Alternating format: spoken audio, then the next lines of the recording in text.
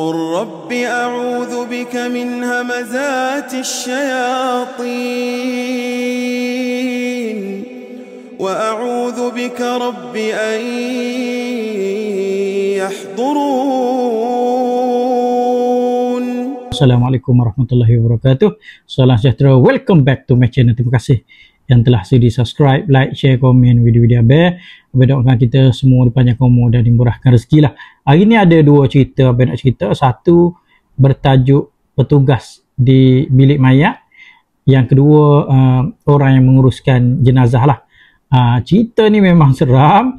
Cerita pertama ni berlaku kepada Azli. Tahu-tahulah bila berada di bilik mayat ni, keadaan tu rasa suram dengan rasa seram kalau orang tak biasa lah. Tapi Azli ni dia dah 3 tahun dah dia bertugas di bilik mayat. Orang panggil dah biasa dah tak adalah nak rasa seram sangat semua. Dan dia punya bilik ni, office dia ni memang dalam bilik mayat ni lah. Di rumah mayat ni dia ada 3 bilik, dia kata ada 3 office lah. Dia merupakan seorang pembantu hospital ataupun hospital assistant, dan tugas dia nya biasa berkaitan dengan kes-kes, orang panggil kes-kes uruskan jenazah lah. Nak kira apa tu, nak daftar masuk jenazah, nak bantu doktor masa postmortem, semua ni tugas dia lah. Jadi dia kerja shift. Satu hari ni pada hari cuti, hari Sabtu, tak banyak kes, dan masa ni dia duduk dalam office dia lah. Dia duduk dalam office dia biasalah. Dia ada 2 orang masa tu dia kata. Dan dia tengah-tengah buat kerja ni, tak tahu macam mana dia terlelap. Lebih kurang pukul 4.15 petang dia terlelap. Dan dia tertidur lah. Kepala dia ni, dagu dia ni duduk atas meja dan dia terlelap. Dan dia kata masa ni dia seperti bermimpi. Dia dengar satu tapak kaki daripada luar ataupun dalam tempat menunggu di rumah mayat ni. Dia dengar tapak kaki ni berlari. Tapak kaki ni berlari. Dia kata bila dia dengar tapak kaki berlari ni, dia dah tak boleh gerak dah badan dia. Dia dengar tapak kaki ni berlari, dan tapak kaki ni makin lama makin dekat dengan pejabat dia. Dan masa ni dia kata dia dah buka mata dan dia tengok di hadapan dia ni ada seorang lelaki kurus, tinggi, baju warna hitam, baju t-shirt, dan seluar pendek paras lutut warna putih. Jadi dia tengok lelaki ni macam keadaan basah kuyup. Badan dia memang basah kuyup, macam baru lepas berenang bersama dengan pakaian. Dan dia terbangun daripada mimpi dia lah. Jadi bila bangun daripada mimpi, dia rasa macam mimpi ni macam, kan kita kan kadang-kadang kalau kita mimpi ni, kita tahu mimpi ni mainan tidur ke, mimpi ni betul ke, ataupun mimpi ni satu alamat lah. Dan tak sampai seminit dia duduk tengah teringat pasal mimpi dia ni. Dia rasa macam seram, sejuk, dan tiba-tiba bunyi telefon. Bila bunyi telefon, dia angkat.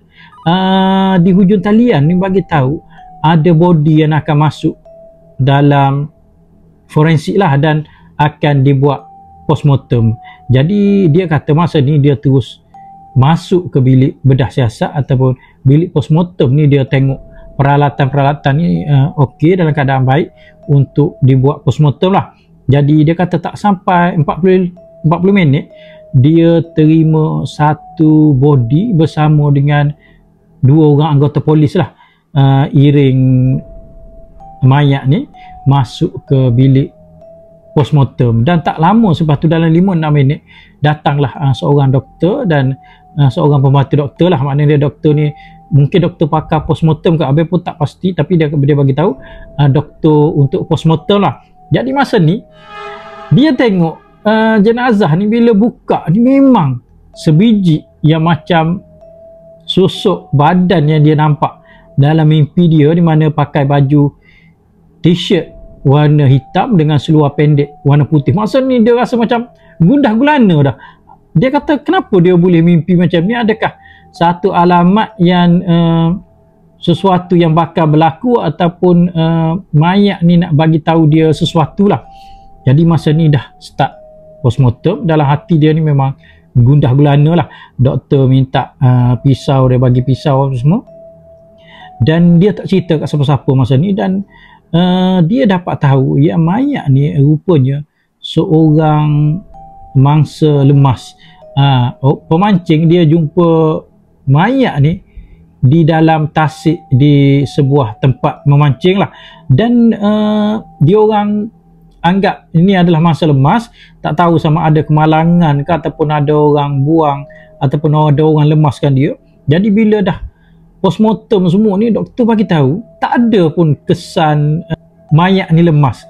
Maknanya dia bila dah operate, dah belah dada semua, keluarkan orang panggil paru-paru ni, biasa kalau mangsa ni lemas dia akan ada air dalam paru-paru dan ada kadang-kadang ada pasir, ada rumpai-rumpai laut atau rumpai sungai macam itulah, lebih kurang macam tu. Tapi ni dia kata tak ada kesan lemas, dan doktor bagi tahu kemungkinan lelaki ni dah mati di tempat lain dan mayat dia ni dicampak dalam tasik lah, dan lepas tu dah kerja polis lah pula untuk buat siasatan. Jadi dia kata nasib baik lepas pada postmortem ni, lepas pada kes ni, dia balik rumah ni dia tak alami benda lain lah, dia dah tak mimpi pasal lelaki ni.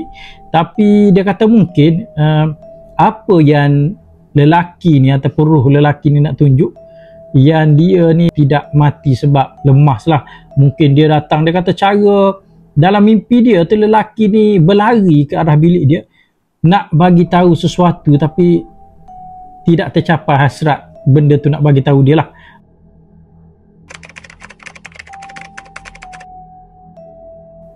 Okey, cerita kedua ni berkaitan dengan pengurus jenazah. Nama pengurus jenazah ni adalah Pakcik Samahat, ataupun lebih senang kita panggil Pakcik Mahat lah.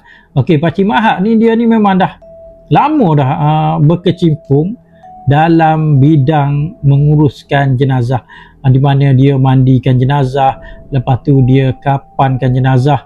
Dan cerita ni berlaku pada satu hari Pakcik Mahat ni dia terima call daripada hospital mengatakan seorang pesakit dah meninggal dunia dan nak minta Pakcik Mahat ni untuk uruskan jenazah lelaki tersebut lah. Jadi macam biasa Pakcik Mahat ni bila dia terima call untuk uruskan jenazah ni, dia akan pergi cari member dia lah, pergi cari rakan satu kerja dengan dia lah.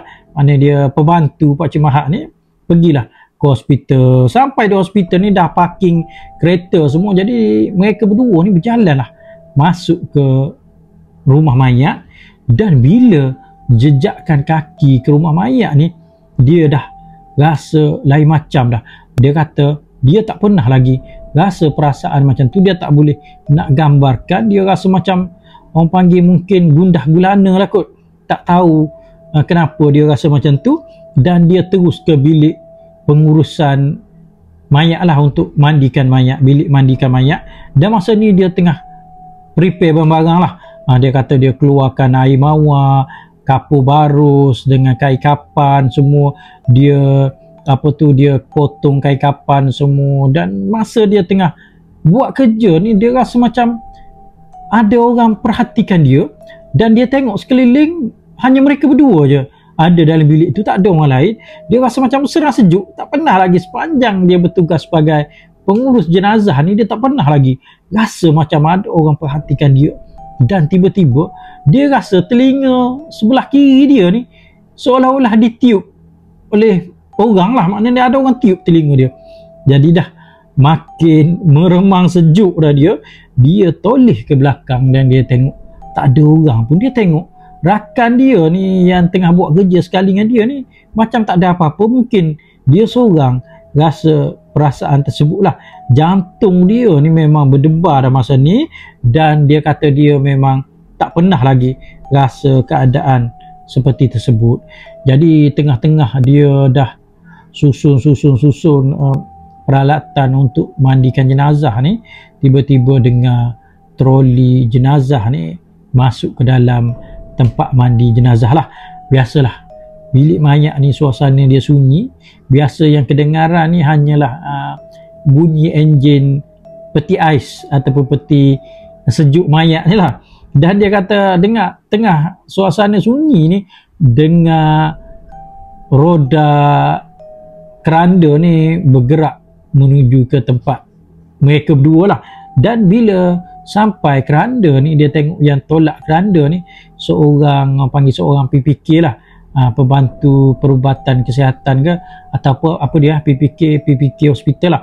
PPK ni dia tolak mayat. Sambil dia tolak mayat ni, bila sampai di hadapan Pak Cik Mahat ni, dia seolah-olah buat muka dan dia macam buat isyarat yang dia tunjuk-tunjuk ke arah pinggang dia sendirilah. Jadi Pak Cik Mahat kata, kenapa pula mamak ni tiba-tiba nak buat isyarat macam tu tanpa sepatah kata. Dan PPK ni dia terus keluar daripada bilik mayat lah. Jadi Pak Cik Mahat ni dia pandangan dengan rakan dia lah. Sambil-sambil pandang, dia kata dia buat geleng-geleng kepala lah, macam tak tahu apa yang dimaksudkan oleh PPK tadi. Tanpa berkata apa-apa, Pak Cik Mahat ni dia angkat jenazah ni, letak atas tempat pemandian mayat. Dan masa ni baru dia perasan rupanya di pinggang mayat ni ada satu tangkal. Tangkal ni dia ikat menggunakan tali lah. Jadi mereka berdua ni terkejut bila tengok mayat ni pakai tangkal. Dan Pak Cik Mahat ni dia kata macam dia tak berani lah nak potong tangkal tu sesuka hati kan. Jadi masa ni bila nampak mayat ni pakai tangkal, masing-masing berpandangan sama sendirilah. Rasa seram sejuk. Dan masa ni juga tiba-tiba lampu dalam bilik mandi mayat ni dia berkedip-kedip, berkelip-kelip macam karen tak cukup. Macam dalam cerita-cerita drama kan, kalau cerita hantu ni tiba-tiba lampu jadi nyala tak nyala kan. Jadi mereka berdua ni rasa macam apa ni, kenapa ni kan. Jadi waktu ni Pak Cik Mahat ni dia keluar daripada bilik mayat ni, dia pergi ke ruangan menunggu dan dia tanya siapa isteri mayat ni, sila masuk ke dalam bilik mayat lah. Jadi 4 orang perempuan masa tu masuk ke dalam bilik mayat ni. Jadi Pak Cik Mahat ni dengan pembantu dia ni terkejut bila tengok 4 orang wanita tampil memaklumkan yang mereka adalah isteri-isteri kepada si mati dan meminta izin untuk masuk ke dalam bilik mandian jenazah lah. Jadi masa berjalan masuk, jantung saya tiba-tiba berdegup kencang dan saya berdoa dalam hati agar Allah selamatkan kami daripada gangguan syaitan. Jadi rakan setugas Pak Mahat ni dia tanya isteri arwah ni lah. Dia kata arwah ni ada pakai tangkal, tahu tak tangkal ni untuk apa? Dia tanya isteri arwah ni, dia tanya 4 orang isteri arwah ni. Jadi masing-masing ni diam sambil tundukkan kepala lah. Mungkin isteri si mati ni dia tak nak aibkan suami dia. Namun begitu, selepas pertanyaan dibuat, salah seorang isteri si mati mengakui yang suaminya itu memang mengikat tangkal pada pinggang tetapi tidak diketahui apa kegunaannya. Jadi selepas tu Pak Cik Mahat ni dia panggil pula anak lelaki arwah lah, anak lelaki sulung. Dan anak lelaki sulung arwah ni masuk ke bilik mandi jenazah ni dan dia tanya anak lelaki arwah ni, dia kata ayah awak ni pakai tangkal, jadi awak nak tak tangkal ni ataupun awak nak tangkal ni dibuang? Jadi anak arwah ni minta supaya tangkal ni dibuang lah. Tiada siapa pun di antara ahli keluarga si mati ni berani ataupun hendak simpan tangkal tersebut lah. Masa ni Pak Cik Mahat ni dia nak gunting tangkal. Dia kata dekat tangkal ni ada satu, orang panggil macam berbalut dengan kain dan plastik lah. Selesai Pak Cik Mahat ni dia baca ayat-ayat suci ni, tiba-tiba lampu dalam bilik mayat ni berkedip-kedip, berkelip-kelip. Dan dia bagi tahu sahabat dia lah, dia bagi tahu kawan dia. Dia kata jangan takut, dia kata kita ingat pada Allah lah, insya-Allah Allah akan bantu kita. Dan mereka berdua ni dia angkat mayat ni, dia letak dalam posisi duduk. Dia letak dalam posisi duduk dan dia selak kain mayat ni, dan bahagian pinggang itu dia lihat tangkal ni ada 4 simpulan.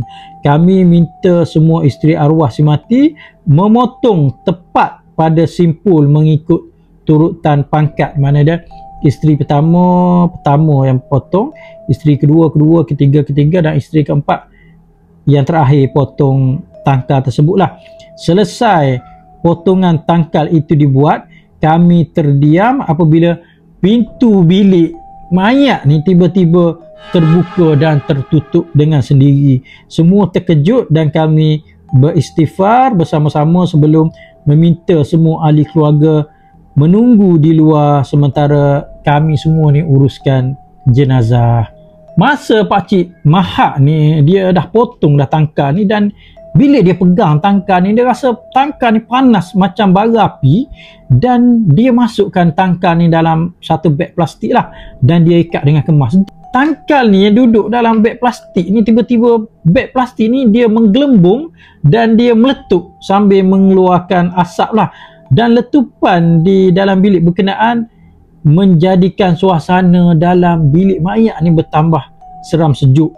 Bila tangkal ni meletup, Pakcik Mahak ni dia tukar balik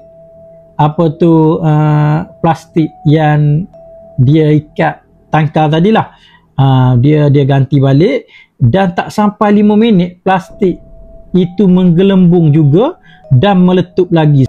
Saya cuba pegang tangkal itu untuk pindahkan ke dalam plastik lain, tetapi seolah-olah pegang bara api. Lebih menyeramkan lagi, kata Pak Mahak, tangkal itu tiba-tiba mengeluarkan asap dan rakannya segera membaca surah Al-Falaq, Ayatul Kursi sebanyak 7 kali sebelum memasukkannya ke dalam plastik yang baru. Jadi rakan dia ni dia bagi tahu Pak Mahak, dia kata nanti tangkal ni pergi buang dalam sungai. Dia suruh Pak Mahak buang lah, dia suruh letak batu ataupun pemberat supaya tangkal ni tidak terapung nanti semasa dalam sungai lah. Jadi alhamdulillah masa ni dia dah selesai dah ambilkan wuduk untuk jenazah ni, dan dia dah kapan dah semua. Jadi bila dia siap uruskan jenazah ni, mereka berdua pun baliklah ke rumah, dan Pakcik Mahak ni dia singgah di satu sungai dan dia buang tangkal ni dalam sungai lah. Dan masa dia buang ni dia rasa macam ada orang tengah ikut dia, dan bila dia sampai rumah ni dia rasa badan dia ni seram sejuk dan rasa macam lemau, rasa macam sakit-sakit badan. Dan dia kata mungkin dia balik ni juga pada waktu hujan, maknanya dia bernaik motor dan kena hujan, mungkin sebab tu jugalah badan dia rasa lemau. Alhamdulillah tiada gangguan yang berlaku, dan saya bersyukur kehadrat Allah kerana melindungi saya daripada sebarang malapetaka. Jadi itulah cerita yang dapat Abang share pada malam ini. Sekian, terima kasih.